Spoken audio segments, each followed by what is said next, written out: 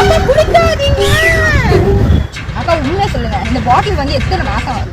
ஒரு 1 வீக்கா யூஸ் பண்ணிட்டு இருக்கேன். என்னது, ஒரு வாரமா?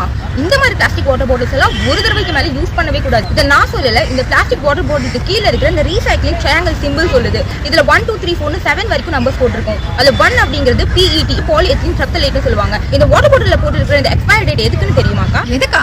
அது பாட்டில் உள்ள தண்ணிக்கு தானே. இந்த வாட்டர் பாட்டில் இருக்கிற இந்த எக்ஸ்பயரி டேட் இந்த வாட்டர் காணது கிடையாது, இது இந்த பாட்டில் காணுது. வாட்டருக்கு எக்ஸ்பயரி டேட் கிடையாது.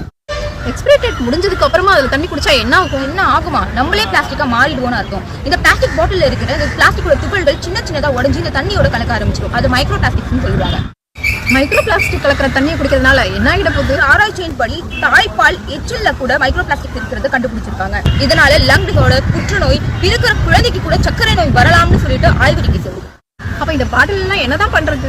ஃபாரின் கண்ட்ரீஸ்ல எல்லாம் இந்த மாதிரி சிங்கிள் யூஸ் பிளாஸ்டிக் பாட்டிலுக்குள்ள சிங்கிள் யூஸ் பிளாஸ்டிக்ஸ் போட்டு அதை வச்சு ஒரு வீடே கட்டி சக்சஸ் பண்ணிருக்காங்க. இது இப்படியே போடக்கூடாதுக்கா, ஏதாவது ஒரு ஷார்ப் பாட்டில் வச்சு இனிமே இதை ரீசைக்கிள் பண்ண முடியாது. ஒன் லைன்ல சொல்லணும்னா, பசியோட இருப்பவனுக்கு பழைய சோறு கூட பிரியாணி மாதிரி தான் தெரியும். அதாவது தேவையில உள்ளவனுக்கு இந்த மாதிரி தேவைப்படாத பொருள் கூட தேவைப்படுற மாதிரி தான் இருக்கு. சிந்திப்போம், செயல்படுவோம்.